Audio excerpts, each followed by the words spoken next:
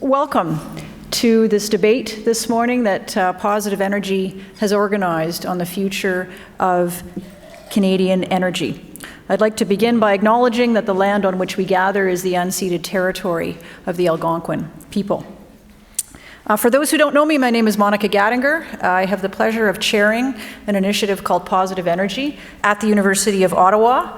For those who aren't familiar with us, our mandate is to strengthen public confidence in energy decision-making. And so that means decision-making around policy, regulation, projects, regulatory development, and the like. We have a two-pronged approach to how we pursue that mandate, the first of which is to convene. So that's what you are seeing us do today. We use the convening power of the university to bring together leaders in Canada's energy sector to address these issues.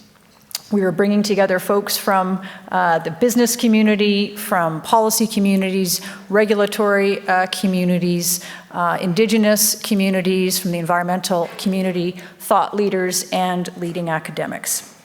But we do more than just convene.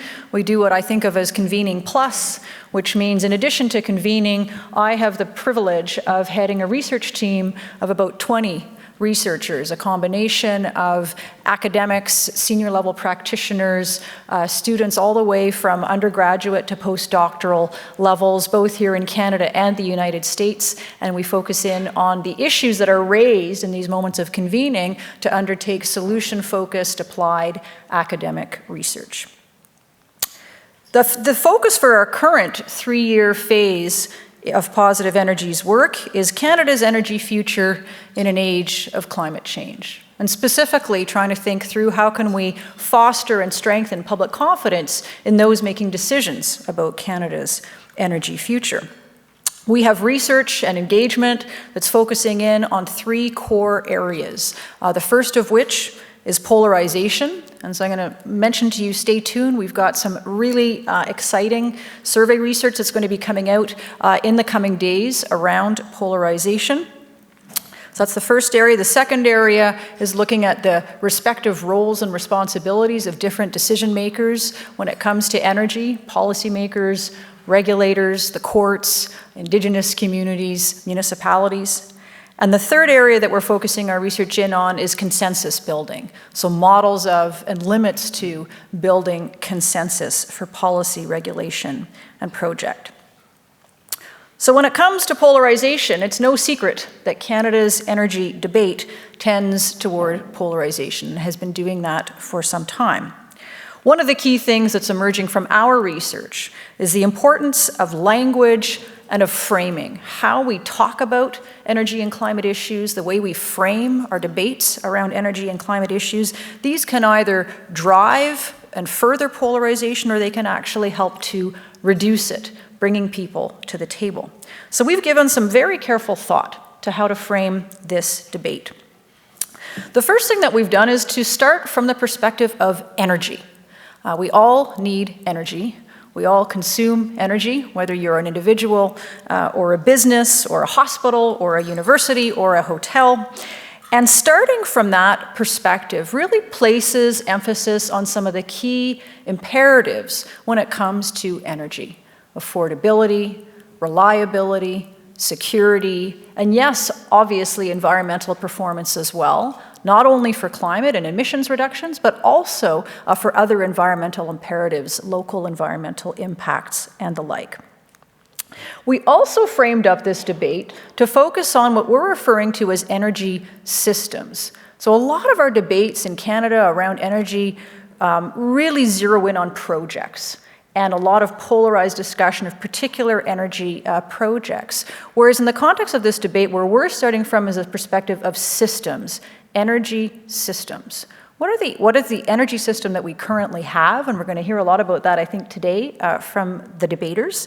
But also, what are the kind of energy systems that we might see in the future? Are they likely to be dominated by big, large approaches to thinking about energy systems, or are they likely to be dominated by local, grassroots, bottom-up approaches? And Sean is going to give us a bit of more of a discussion of that, unpack what we mean by that in his opening remarks. And what we think that enables us to do in terms of a debate and a discussion is really begin to focus in on what is the energy system that we have today. What is it going to take to make changes to that system, bearing in mind things like, the large majority of the energy we consume is coming from fossil fuels. Turning that around, if that's what we want to do, is going to take some time. Electrification, which is something that we hear a lot about, of our end-use energy, only 20% of end-use energy approximately is accounted for by electricity. Making big changes to that is going to require some fairly substantial changes to our systems, not only in terms of their profile, but in terms of financing, regulation, policy, a whole host of issues. So this debate is going to be digging deep into those issues. It's going to be covering them in a way that we hope is comprehensive, that is respectful, and in a manner that leads to learning, informed discussion, and positive action. And I can't think of a better time for us to be doing this. We've got today the premiers of Canada's provinces and territories meeting in Toronto. We've got the Conference of Parties meeting in Madrid. We have a minority parliament reconvening this week. More than ever, Canada needs neutral, nonpartisan, objective, respectful, inclusive discussion of the country's energy future in an age of climate change. And I can't think of a better group of people to exemplify that discussion. I will leave it to our moderator to introduce them.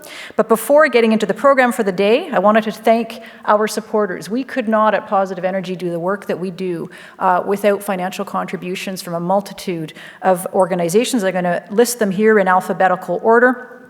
Alberta Energy, the Alberta Energy Regulator, the British Columbia Oil and Gas Commission, the British Columbia Utilities Commission, the Canadian Association of Petroleum Producers, the Canadian Electricity Association, the Canadian Wind Energy Association, Cenovus, Canada's Clean Resource Innovation Network, Ovintiv, formerly Encana, and the Social Sciences and Humanities Research Council. So what we aim for in our donor base is a collection of organizations that span the energy system, different sources of energy, but also from different perspectives, policymakers, regulators, industry, and the like.